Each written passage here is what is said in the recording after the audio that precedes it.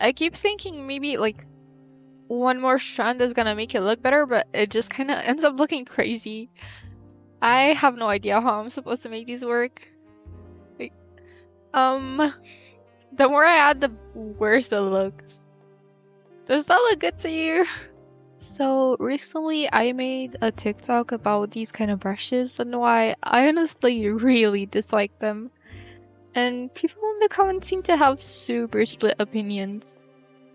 First off, let me explain to you what kind of brushes I was talking about, in case you've never seen them, even though with how many videos I've seen advertising them, it's kinda hard not to know them.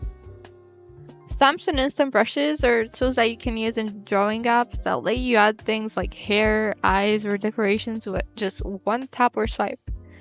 They're super fast because you don't have to draw those details yourself. The brush or stamp already has a shape built in. Now, I have really strong opinions about these, and others seems to have some too, so let's go through some. For example, a comment that I often see is that this is such a non-problem. But honestly, I just see so many problems with them. Using those brushes not only makes art feel industrialized and made in a factory, but also stunts your growth as an artist. Aside from the obvious aspects that they're gonna always look out of place because a brush you didn't make or a stamp you didn't make can't possibly look like it belongs in your art style, since every artist's style is so different. It also makes you rely on pre-made assets. To me, this kind of seems like a form of collaging or photo bashing, and yeah, of course, those are their own art forms themselves, but we're talking about drawing here. And you can't really learn to draw by making collages from other people's creations. And before someone goes out of their way to find my deep, dark past, yeah, I admit it, I did used to use some of these type of brushes. For example, since I'm a Clip Studio user, Clip Studio has a lot of like stamps and stuff. For example, I used a lot of bubbles or flowers or petal stamps in my old pieces, but none of those taught me how to draw. They absolutely did not. And relying on stamps definitely stunted my growth as an artist, and to be honest, I still couldn't draw a bubble if you asked me to. Now, just imagine how many things I would have learned to draw back then way sooner and would have improved way faster if I just drawn things on my own instead of relying on stamps. Another comment that I've seen often is that it's like using a base. And while yeah, I can agree that using it as a base isn't as problematic to your growth as it is using those assets straight up, I still see a problem with it. And these comments prove my point. I'm certainly not the first person that got stunted by using pre-made assets and stamps. And I know we probably all used bases when we were younger, sure, but with all of these new brushes, art seems to be devolving in such a way that you don't need skill anymore. You don't need practice, you just need to be able to photo bash and trace. Call me crazy, but in a time when AI can make quote-unquote art, I see every cheat for art, whether it's getting an AI to make it or making it with pre-made assets, as a threat to artists that actually spend time and effort creating. The more support that prompters and photo bashers like this get, the less motivated real artists will be.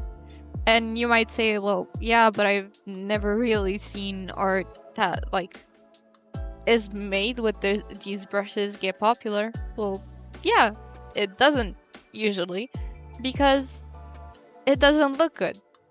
It usually looks terrible, but sometimes it looks so good that you can't even tell. And I see it as completely unfair to post or sell art that you didn't fully create, because it takes away so much from the meaning and fun of drawing. Showing off your skills is the best feeling when it comes to art. Looking back at your old pieces and seeing the improvement, always learning new techniques.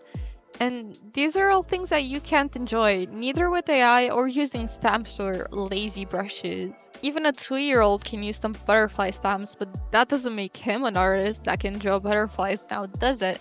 I also saw a comment saying that you don't have to improve it if you don't want to, which is just such an odd thing to say in my opinion. Like, why would you tell a beginner that they don't have to improve if you don't want to? What? And I personally don't get a point of doing anything if you don't have any goal in mind and if you're fine with staying exactly as you are. But maybe that's just me, I don't know. Either way, I found it really odd. And finally, some comments that I actually do agree with are the comments saying that they're made for manga or webtoons.